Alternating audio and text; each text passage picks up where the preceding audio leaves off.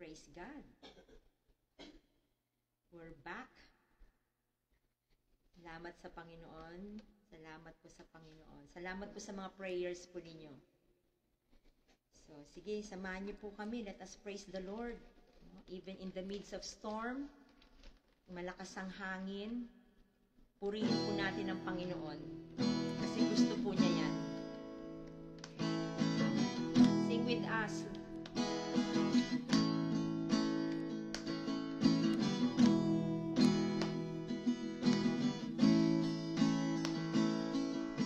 Open our mouth. Bless the Lord, oh my soul, oh my soul, worship His holy name.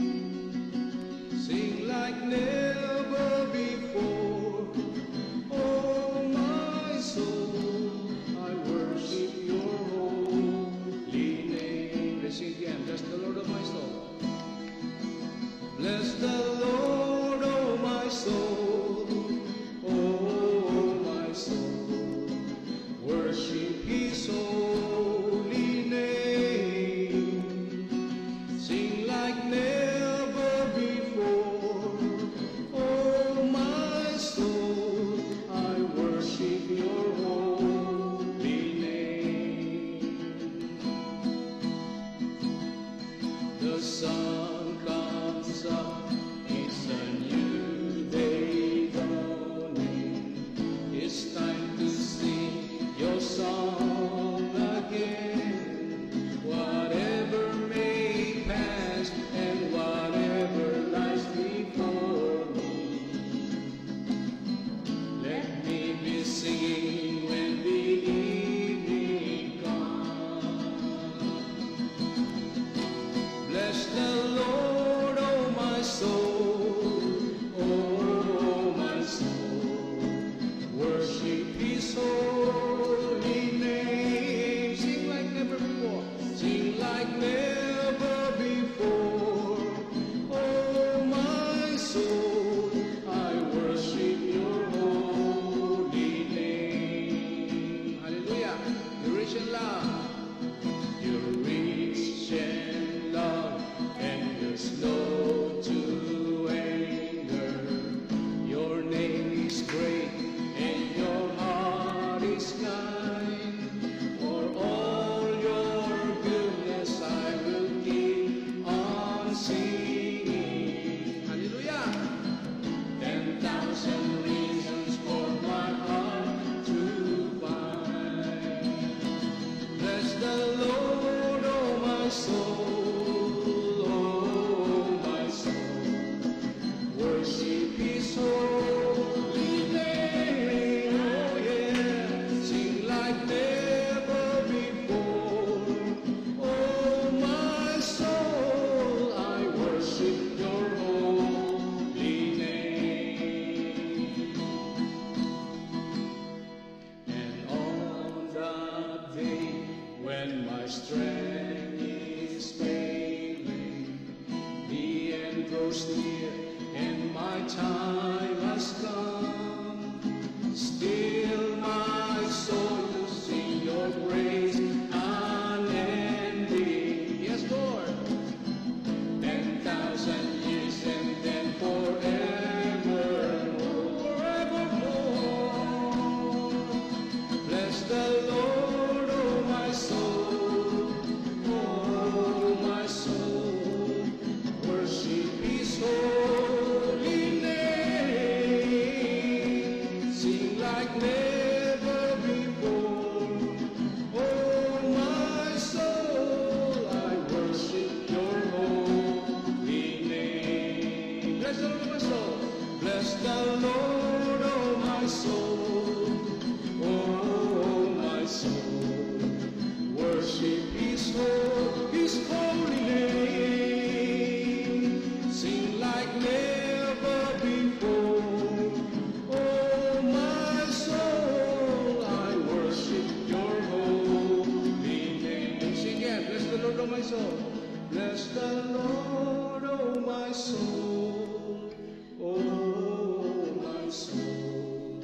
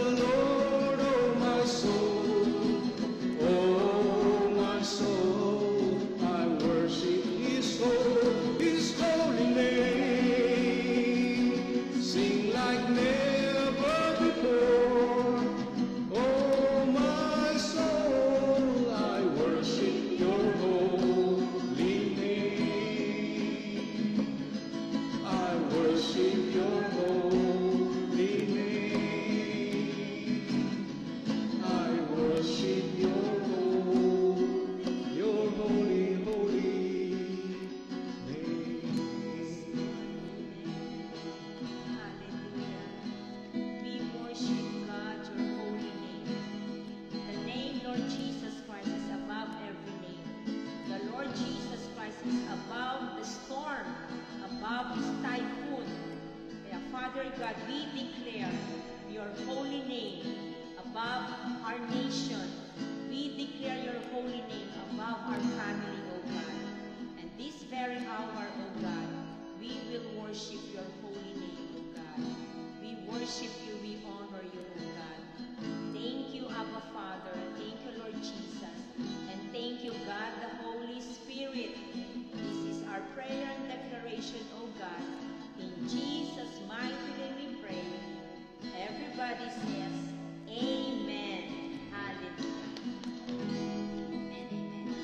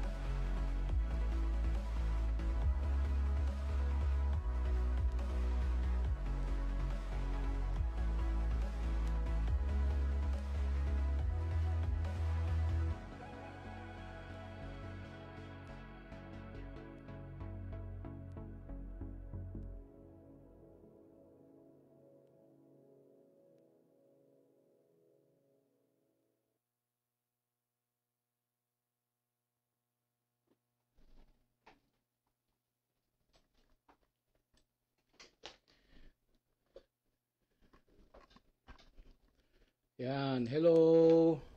Hello everyone. Good evening. A blessed, joyful, victorious and peaceful evening po sa bawat sa atin, and welcome po sa ating Global Harvest Goshen Ministry online worship celebration. Ano po, in the midst na tayo po ay dumadaan sa Storm O1, let's just praise the Lord, worship the Lord, and thank the Lord for His word sa buhay po ng bawat sa atin. At gusto po kong dalhin ng ating Panginoon ang message niya for tonight. Na po, may title po na From Shaking to Shaping. Yan po yung ating pag-uusapan. Ano po? From Shaking to Shaping. At ang ating pong anchor text ay makikita po natin dyan po sa Nehemiah chapter 2 verses 17 to 18. Ano po? If you have your Bible with you, ano po, ay samahan po ninyo po ako sa pagbasa ng salita ng ating Panginoon. Ano po? Nehemiah chapter 2 verses 17 to 18. Then I said to them, you see the trouble we are in. Jerusalem lies in ruins, and its gates have been burned with fire.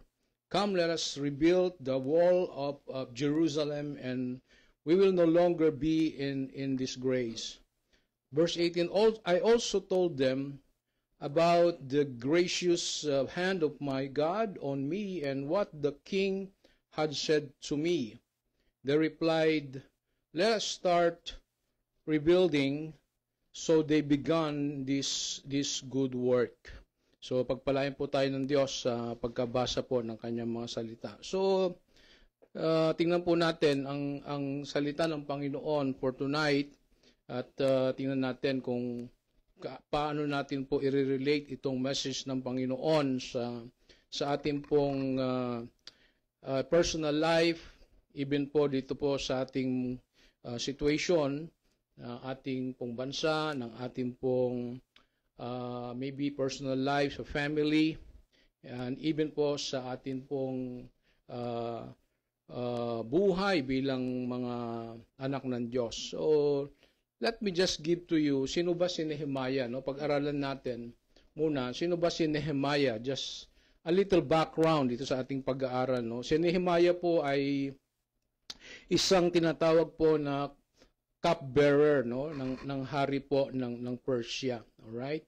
Isang posisyon ng tiwala at karangalan diyan po sa background natin. Ngunit po nang marinig niya ang balita tungkol sa kalagayan ng Jerusalem, okay, nabagbag po ang kanyang puso. Now, ano ba ang kalagayan ng Jerusalem, no? Mamaya pag-aralan natin 'yan, no? Ipinalangin niya ito at humingi po ng pahintulot sa hari na bumalik po sa Jerusalem upang muling itayo ang mga pader ng lungsod. So, ibig sabihin po, yung kalagayan ng Jerusalem, tingnan natin mamaya, pagdating na po ni Nehemiah sa Jerusalem, sabi po doon, in-inspeksyon muna niya ng palihim ang mga sira ng pader. So, eventually, yung Jerusalem, yung pader po niya ay sira, wasak, no?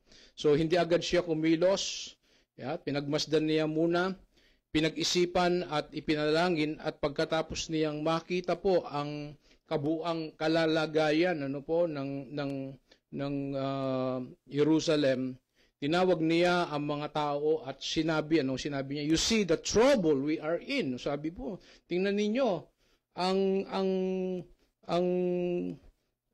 kalalagayan ng bawat sa atin, maging ang Jerusalem, no? Sabi niya, Jerusalem, lies in ruins, that number 1, no? And its gates have been burned with fire, sabi doon. So sabi ni Nehemiah sa verse 17, "Come, let us rebuild the wall of Jerusalem, and we will no longer be in disgrace." So ibig sabihin po nito, at pagkatapos niyang sabihin kung paano ang kalagayan ng Jerusalem, ay sinabi naman niya kung papaano gagalaw ang kamay ng Diyos kay Propeta Nehemiah at kung paano siya pinayagan po ng hari ang mga tao po ay tumugon. Anong tugon ng mga tao? Ang ganda po ng kanilang tugon, no? Sabi nung, "Let us start rebuilding." No? Yan po yung tugon ng mga tao doon sa ipinakita na senaryo at larawan ng Jerusalem, no? Sabi ng mga tao ay let us start rebuilding. So they began this good work. Yan po yung makikita po natin sa verse 18. Now, tingnan po natin what is the problem dito po sa sitwasyong ito ng ating pag-aaral. Well, mga kapatid, the problem in Nehemiah's time, alright, was not just a broken wall, okay? But what? A broken heart and faith of the people. I'm sure, sigurado, kaya nga po itong word ng Panginoon, hindi lang po problema ni Nehemiah, ng bayang Israel at that time. Maging sa panahon po natin, tama po ba? No? Maybe we don't have a broken wall, just like the wall of Jerusalem, but in the midst ng atin pong makaranasan, either personal or national issues or yung ating pong kalagayan po ngayon because of, alam natin po, this super typhoon, sabi po na sa O1, alam ko po lahat tayo ay mayroon pong broken heart and maybe meron tayong broken faith, no? In the midst ng karanasan po natin. So alam niyo po, matagal nang nawasak po ang Jerusalem. That's the background of the story, po. Ang lungsod na dating yung Jerusalem po ay isang lungsod na dating simbolo po ng presensya at proteksyon po ng Diyos. Ngunit kahit na nakabalik na po ang ilan sa mga Israelita, po, hindi pa rin nila naibabalik yung dignidad, pagkakaisa, at pananampalataya po ng bayan. Araw-araw nilang nakikita po ang mga guho ng pader ng Jerusalem, paalala po ng kanilang pagkatalo, kahihiyan at pagkahiwalay po sa Diyos. Kaya't nang sabihin po ni Propeta Nehemiah, sabi niya ulit, you see the trouble we are in. Ayun po ang realidad, the problem na gusto niyang ipakita, sa bayan. You see the trouble we are in. Sabi, Jerusalem, again, lies in ruins, and its gates have been burned with fire. So, pinapakita niya po ang katotohanan ng sitwasyon. At ano po yung sitwasyon? Wala silang proteksyon, wala silang direksyon, wala silang disiplina, at pagkakaisa. So, spiritually speaking, we are the same sometimes, katulad po ng bayang Israel. Okay, we are the same sometimes. Our trust, hope, or relationship with God is destroyed, is broken. So many people, have just accepted the distraction and have lost the belief that it can be rebuilt. Alam niyo po, kapag ang isang bansa, o pamilya, o isang bayan po ay dumaraan sa matinding shaking o pagyanig, either ito yung mga krisis, problema, pagkawasak, o storm na sinasabi po natin, o unos, madalas ang unang tanong natin ay, ano po yung unang tanong ninyo? Kayo po muna nga po, ano po yung unang reaction, unang tanong ninyo kapag ang isang bansa, pamilya, personal life, o iglesia, o bansa, o grupo, dumaan sa matinding pagyanig o shaking na sinasabi natin. Para sa inyo po, ano yung unang reaksyon o unang sinasambit natin kapag tayo po ay dumadaan sa mga krisis, problema, o maaring pagkawasak o broken dreams, broken family, o whatsoever na broken. Okay? So, sige nga po, mag-comment nga po kayo, ano ho yung unang lumalabas sa atin? Ano yung unang sinasabi natin? Maaari kahit sa isip lang, meron tayong binabanggit, di ba? I'm very sure ang sinasabi natin ay, Lord, bakit? Lord, bakit? Why, Lord? So, napakalaki ng tinatanong natin kapag bawat sa atin, either individual, family, alright, ministry, or even sa national crisis, or national calamities, or natural calamities na natin, tinatanong natin yung tanong na, why, Lord? Bakit po, Panginoon? Pero po sa Nehemiah, valid po. Hindi ko naman sinasabing mali, Very valid po yung yung ating mga personal na reaction o initial na feeling about kapag dumadaan tayo sa mga pagkawasak o pagyanig ng iba't ibang buhay at antas ng buhay po natin. Pero tingnan po ninyo sa Nehemiah, makikita po natin na minsan ang shaking o pagyanig po ay hindi para sirain po sila. Alright? Kundi para i-shape.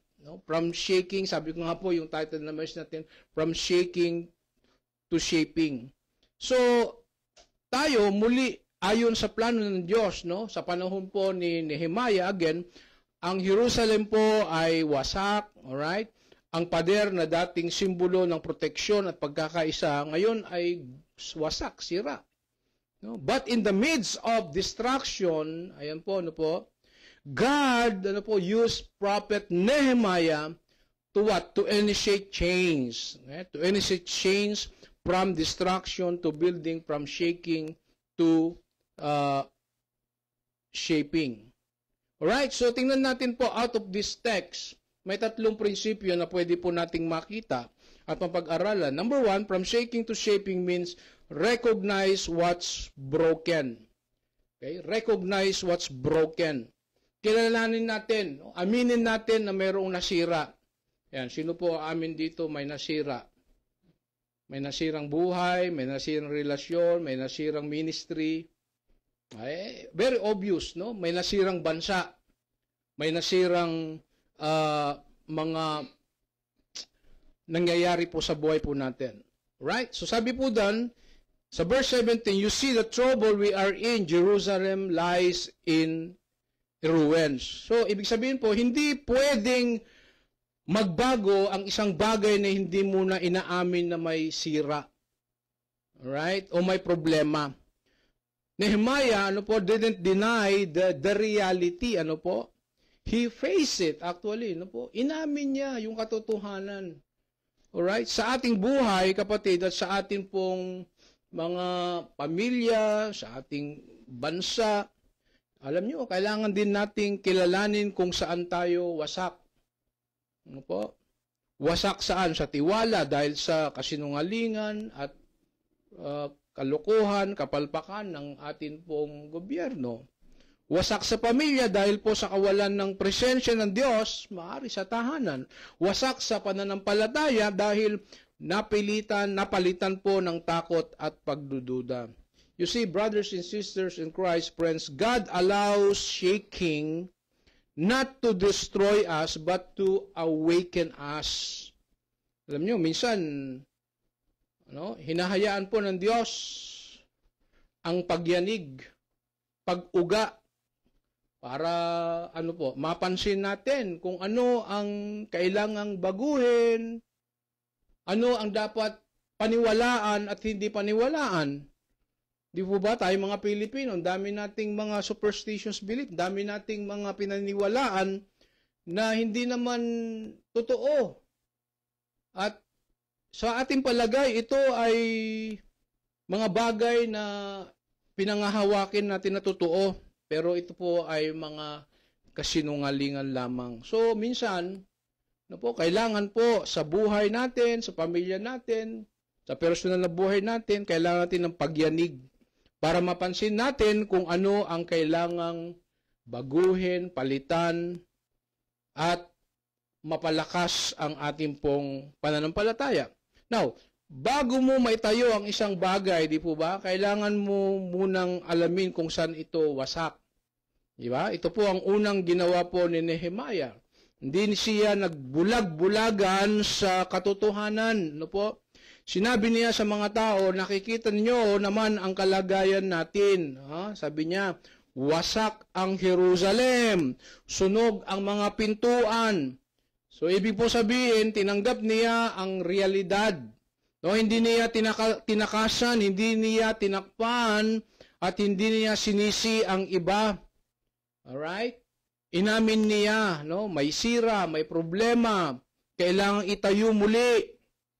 Alam niyo po, mga kapatid, mga kaibigan, mga minamahal, minsan sa buhay po natin, mga kababayan, minsan sa buhay natin, mahirap tanggapin na may mga bahagi tayong sira. Ano yon? Sirang relasyon, sirang tiwala sa Diyos, sirang disiplina, o sirang pananaw sa sarili, o sirang mga pananampalataya. Alright? Pero hanggat hindi po natin kinikilala kung ano ang wasak o ano ang kailangang baguhin, hindi makakapasok po ang pagpapagaling po ng Diyos. The truth is God cannot rebuild what we kept denying is broken. Let me repeat that. God cannot rebuild what we kept denying is broken. Ibig po sabihin po, ang pag-amin, ang pag-amin sa sira ay simula ng pagbabago. Hindi ito kahinaan, ito po ay katapangan actually. Si Prophet Nehemiah po ay naging instrumento po ng Diyos, hindi dahil po sa lakas niya, kundi dahil handa siyang harapin ang katotohanan. Application po natin dito po sa point number 1, Okay? May application po tayo. Sabihin natin, sabay-sabay po tayo. 1. Sa pamilya, aminin kung saan kayo nagkawatak-watak at simulang ituwid. Sa bansa, kilalanin ang ugat ng problema, hindi lang politika, kundi ang puso. Pangatlo, sa sarili, sabihin sa Diyos, Lord, ito po ako, may mga sirang bahagi, ayusin mo ako. Amen? So ano po ang ating pong reflection question dito po sa point number 1? Ito po yung question natin. Ano ang ipinapakita ng Diyos sa iyo ngayon na kailangang ayusin o itayo muli? Huwag titingin sa katabi, ha? O kaya magsasabi, siguro yung kapitbahay ko, yung kapatid ko, yung asawa ko. Wag. Walang turuan. So, personal, ano ang ipinapakita ng Diyos sa iyo ngayon na kailangang ayusin o itayo muli? Alam nyo, tulad po ni Nehemiah, kaya mong harapin ito, amen? Dahil kasama mo ang Diyos na muling bumubuo ng wasak. Amen. Hallelujah. Point number 2. No, receive God's vision to rebuild. Yan, no? Receive God's vision to rebuild. Yan, sabi po sa verse 17, come let us rebuild the wall of Jerusalem. No? Hindi sapat po na makita lang po ang mga sira. Okay? Kailangan nating makita po ang plano po ng Diyos, no? Si Nehemiah ay hindi lang nagreklamo, siya po ay kumilos dahil nakita po niya ang vision ng Diyos. Kapag ang puso mo ay puno ng pananampalataya, alam nyo, makikita mo hindi lang ang guho, kundi ang potensyal, no? So where others see ruins, no? Ang iba maaaring nakikita ang mga kasiraan, ang mga bagay na hindi mabuti. Faith sees rebuilding. Yan po maganda, no? So hindi lang nakikita yung problema, but maging solusyon tayo sa problema. Amen? So sometimes, tinitignan lang natin yung problema. Problema ng pamilya, problema ng lipunan, problema ng ministry. Pero ang tanong, nakikita ba natin yung solusyon na maaring maging magpatibay, magpalakas sa mga sirang mga bagay? Alam niyo po, sa gitna ng krisis at kaguluhan po ngayon, naniniwala pa rin tayo na kayang baguhin po ng Diyos ang mga bagay na sira sa ating pamilya, sa ating pong mga pangarap, maging sa ating bansa. Kailangan natin ng mga Nehemiah, amen? Kailangan natin ng mga Nehemiah sa bawat pamilya, mga leader po na may puso, panalangin at pananampalataya para magtayo muli. Amen?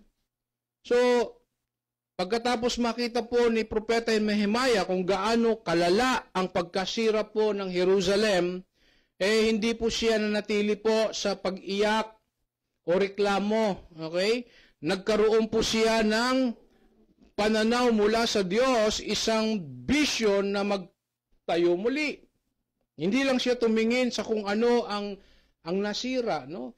Tiningnan niya kung ano ang pwedeng itayo muli sa gitna ng mga sirang pader ng Jerusalem. Alam niyo po, ang iba, pagkasira lang ang nakikita. Ano? Pero ang taong may pananampalataya, alam niyo, pagkakataon ng Diyos ang nakikita. Si Propeta Nehemiah po hindi arkitekto actually o engineer, di ba? Pero dahil may vision mula sa Diyos, may pangitain mula sa Diyos, nagkaroon po siya ng tapang na magsabing, come, let us rebuild. No? Come, let us rebuild.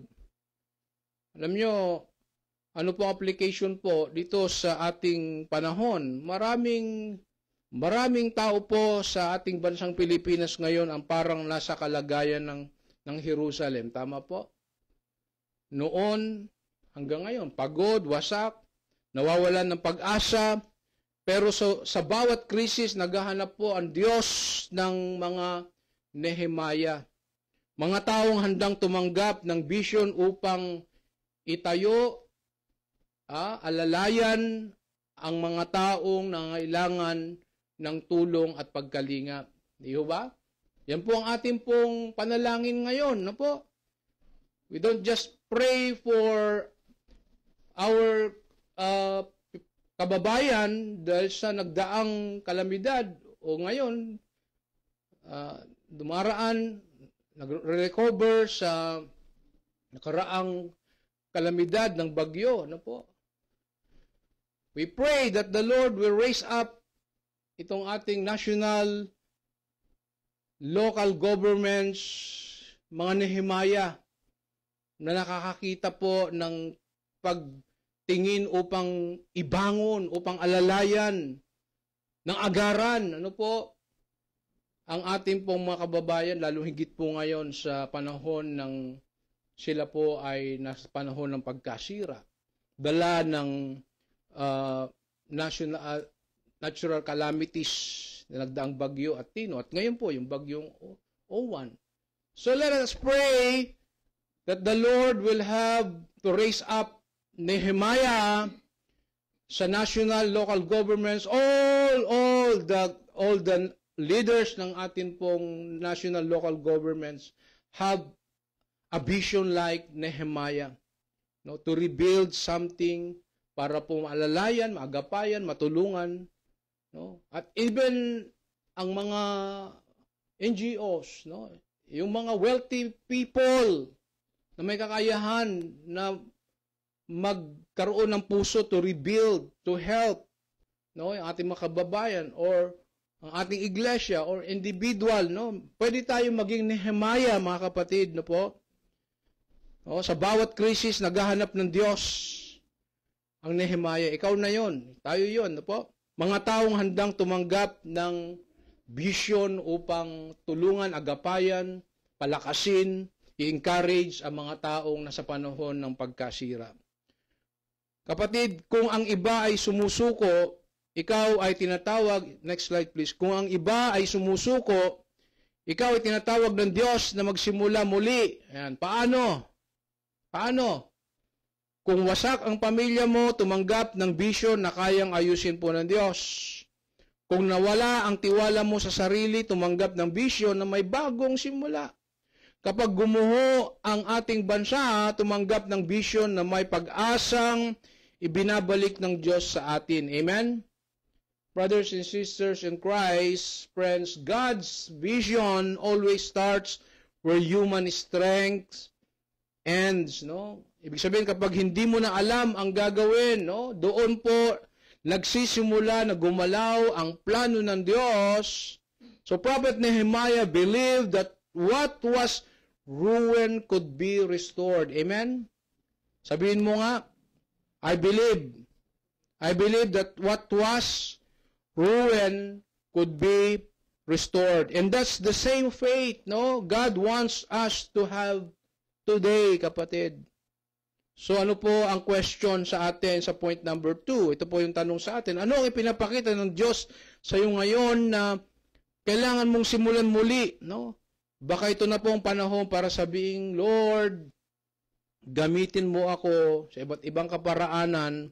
I'm ready to rebuild something for you.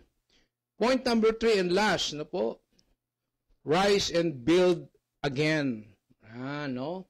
So, nasa last point na po tayo. Rise and build again. Sabi sa verse 18, they replied, let us start rebuilding. So, they began this good work. Wow, hallelujah. Alam niyo po, kapag si Nehemiah po ay nagsalita, yan, ang mga tao po ay tumugon. That's the beauty of a leader, no? Kapag ang isang leader po ay nagsalita, ang mga tao na may tiwala sa isang leader po dapat ay tumugon, no? Hindi lang po siya nanalangin, kumuilos po siya at ang mga tao po ay sumama sa kanya. You know, faith doesn't just see, it builds. Amen? Hindi po sapat na sabihin, Lord, tulungan mo kami. Alright? Kailangan din nating kumilos sa direksyon ng pananampalataya.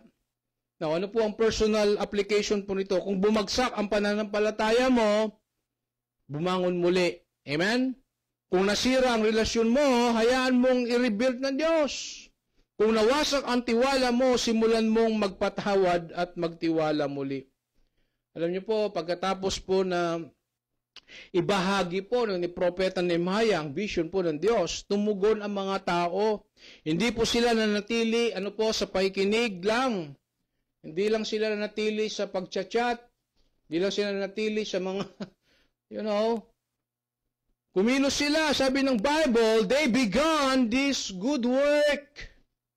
They began this good work. Oh, hallelujah. That is our prayer. That's our petition before the throne of God that the national, local governments, the wealthy people, the so-called, may kakayahan, they will begin to do good works. To rise and build again, lalo na po sa ating pong panahon po ngayon. Amen? Ito po ang moment po ng pananampalataya sa action. Ang paniniwala po hindi lang panalangin, ito po ay pagsisimula muli. Kaya totoo po ito, no? Faith doesn't just see, it builds, no? Ibig sabihin, marami po ang nakikita ang problema, kaunti lang po ang handang gumawa ng paraan. Yan po ang problema natin, ano po? Marami po ang nakikita ang problema. Problema dito, problema doon, problema ng bansa, problema ng sitwasyon, ng krisis ng ating bansa. Kaya lang, kaunti lang po ang handang gumawa ng paraan kasama ang Diyos. Prophet Nehemiah, brothers and sisters in Christ, friends, didn't wait for perfect conditions. Nagsimula po siya kahit may mga kalaban, kahit may hirap, dahil alam po niya kapag ang kamay po ng Diyos ang gumalaw, walang imposible. Amen? Now, ano po ang application po sa ating panahon? Yan natin po ito, no?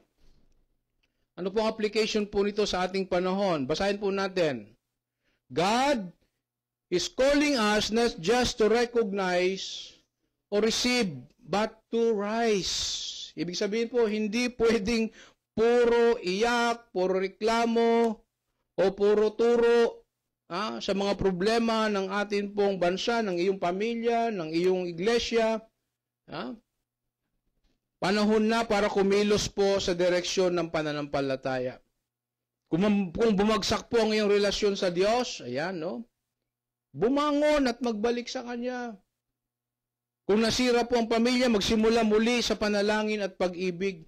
Kung nawalan ka ng tiwala po sa sarili, kumindig kang muli dahil hindi pa tapos ang plano ng Diyos sa iyo. Kung nasiraan ka ng loob dahil po sa problema na kinakaharap po ng ating pong bansa, manampalataya pa rin. Amen? Manampalataya pa rin.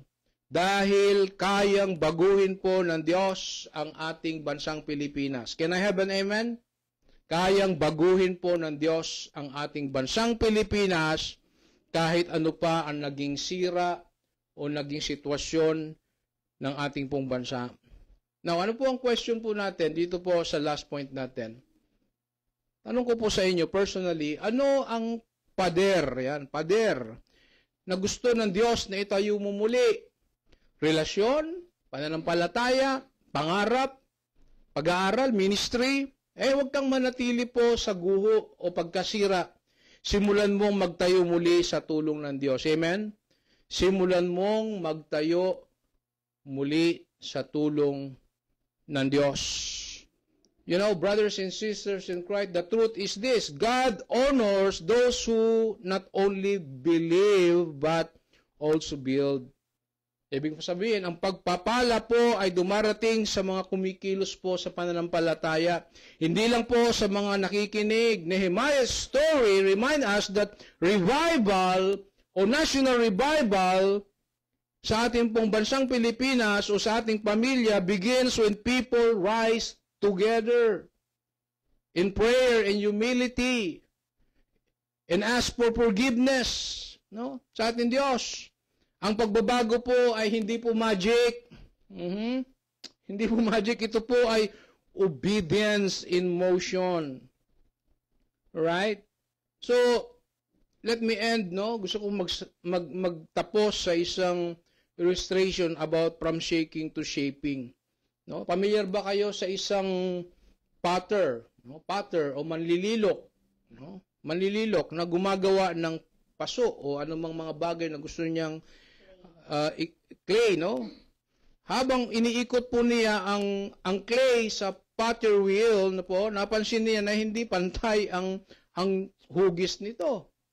So nasira, nahulog, nadurog yung clay. Okay? Pero hindi niya itinapon, no po? Kinuha niya muli, hinulma at hinubog muli sa mas magandang anyo. Habang alam nyo, gumagalaw ang kamay niya doon sa pottery clay, okay, o pottery machine, no? Patuloy po na umiikot ang clay sa ilalim, no? Parang umiikot sa gitna ng pagyanig, no? Sineshape niya. Pero sa bawat pag-ikot, mas nagiging maayos po ang hugis. Mas nagiging maganda, mas nagiging matibay. Ano po ibig sabihin po nito? Ganun din po ang ginagawa ng Diyos sa atin, no po? Minsan, pinapayagan niya ang mga pagyanig, right? Shaking, mga problema, kabiguan, crisis, national calamities o pagkawala, hindi para po sirain tayo. Hindi para sirain tayo, kundi para hubugin tayo, shaping, no po, sa bagong anyo na ayon sa kanyang kalooban, in shaping us into a deeper, higher place of our faith, no po. You know, brothers and sisters in Christ, this is the reality. God allows the shaking not to destroy the clay, doon po sa ating story, but to shape the character. Alright? Sa panahon po ni Nehemiah, ang buong bayan po ay dumaan sa matinding pagyanig. Wasak ang lunsod, sugatan ng puso, nawawalan ng pag-asa, tuliro, pero po sa kamay ng Diyos, no po, ginamit niya ang krisis, no po, para baguhin ang direksyon ng kanilang buhay, pananampalataya at pananaw po sa buhay. Okay? Mula po sa mga guho o sira, tumayo silang muli at naging mas matatag, mas disiplinado at mas naging matibay pa ang pagkapit at pananampalataya po sa Diyos. Now, ano po ang connection po nito mga kapatid sa atin pong buhay, sa atin pong bansa? Nehemiah saw ruins, but God saw what? Restoration. Amen? What others called destruction, God called redirection. So, ang bawat pagyanig, kapatid, sa buhay mo ay hindi aksidente. Ito po ay paghahanda. Dahil minsan, alam niyo po, bago ka gamitin po ng Diyos, o merong gustong gawin ng Diyos na magandang plano sa buhay mo, kailangan una kang hubugin po niya. Alright? Alam po natin, no po, hindi po lingid sa atin. Ang Pilipinas ngayon po ay dumadaan talaga sa mga shaking at pagyanig. Moral, spiritual, social, national crisis, and natural calamities. Pero gaya po ng Jerusalem, na po, noon may pag-asa pa rin. Amen? Sabihin mo sa sarili mo, may pag-asa pa rin. Woo! May pag-asa pa rin, Lord. God is calling us to rise and rebuild. Amen? Simulan po sa pamilya, pagtutulungan at panalangin. Sa simbahan, pagtutulungan, hindi pagkawatak-watak. Sa lipunan, pagtindig ng katotohanan at katarungan. Now, ano po ang declaration po natin? Declaration and decree from shaking to shaping. Yan, nandiyan po sa ating screen. No? Gusto ko pong sabay-sabay po nating ideklara ito pong from shaking to shaping declaration decree. Okay? So, ready? Sabay-sabay tayo. I declare, ang pagyanig ay hindi para sirain ako, kundi para hubugin ako. I declare, sa gitna ng guho, gagawa ang Diyos ng bago. Ang dating wasak, itatayo muli niya. Ang dating mahina, palalakasin niya. Ang dating takot, papalitan niya ng tapang. I declare, ako'y hindi biktima ng pagyanig. Ako'y produkto ng paghubog ng Diyos. Lord, I will rise and build again. Even if I've been broken, I believe you can rebuild me. God is working in Jesus' name. Amen, amen, amen. Palakpakan natin ng Panginoon. Hallelujah! Woo! Lord. Alright, so let me just give you our takeaway or summary ng ating pong message ni Lord about sa atin. Number 1, actually 3R, no? 3 R para hindi natin makalimutan. Number 1, recognize what's broken, receive God's vision to rebuild, rise and start building again. Because when God shakes us, He's not breaking us, He's shaping us. Samahan po ninyo po mga kapatid, this is the word of the Lord for the people of the Lord. Samahan po ninyo po ako sa panalangin. Let us just come before the Lord, no?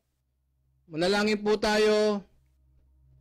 Marami po ngayong ginagawang shaking ang Panginoon, maybe personally, sa pamilya mo, sa buhay mo, sa pag-aaral mo, sa ministry, sa business mo, mga pangarap mo, even po sa ating bansang Pilipinas, at sa nangyayari po ngayon, there's a big shaking po na nangyayari po sa atin. So, come before the Lord. Samahan po ninyo po ako. Let us personally come before the Lord and ask for His mercy and grace and His forgiveness, no, sa ating mga buhay in the midst of shaking na nangyayari po sa atin.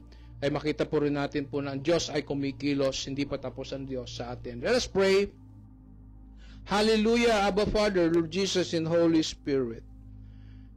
Panginoon, salamat po dahil po sa bawat pagyanig po ng aming buhay sa iba't ibang kaparaanan, iba't ibang mga antas ng pagkasira o pagyanig ng aming pamilya, ng aming buhay, ng aming personal na buhay, ng aming bansa, ng aming mga kababayan po ngayon dahil po sa calamity na nangyayari. Lord, we just come before the very throne of your grace. Ang iyong habag at biyaya ay sapat pa rin, Panginoon, sa mga panahon ng pagyanig ng buhay po ng bawat sa amin. Tulungan mo kaming makita hindi lang po ang guho o sira, kundi ang pag-asa. Gamitin mo kami katulad po ni Propeta Nehemiah, mga tagapagtayo, tagapagtaguyod, tagapagpalakas, hindi lang po tagapanood. Bigyan mo kami ng pananampalatayang kumikilos, pusong nananalangin, at kamay po na handang magtayo muli sa aming pong pamilya, buhay, ministeryo, sa aming pong bansa, maging sa aming mga kababayan. Dakilang Diyos, humihingi po kami ng tulong, ng habag at biyaya po. Sa gitna ng mga unos at bagyo, sunod-sunod, O Diyos, ay patuloy po namin lapit sa inyong aming mga kababayan. Be with them, God. Be with them.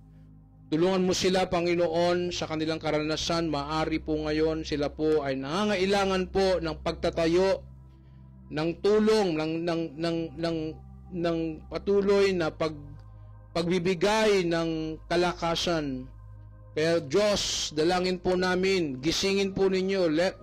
We pray that you shake, O Lord, our national and local governments. Lord, shake them, O God, so that they will respond immediately. Sila po ay maging katulad ni Nehemiah, Panginoon, na nakapagtayo, tagapagtaguyod at tagapagbigay ng lakas at pag-asa.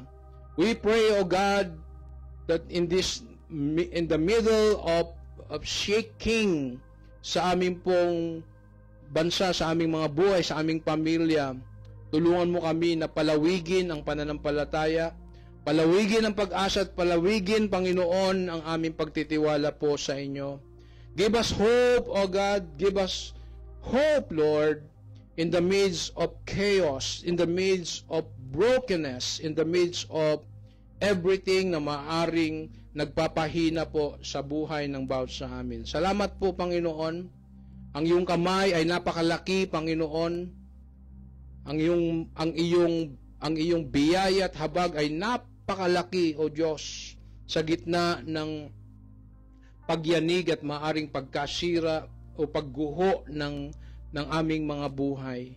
Ikaw pa rin ang Diyos na aming pinagkakatiwalaan. Ikaw pa rin ang Diyos na aming pong inaasahan na kami ay iyong gagabayan, tutulungan, agapayan at patuloy na bubuhayin, Panginoon, dahil sa iyong biyaya at habag. Lord, we pray, we intercede, O God, sa aming mga kababayan na ngayon po ay dumadaan sa bagyong Oman, O God.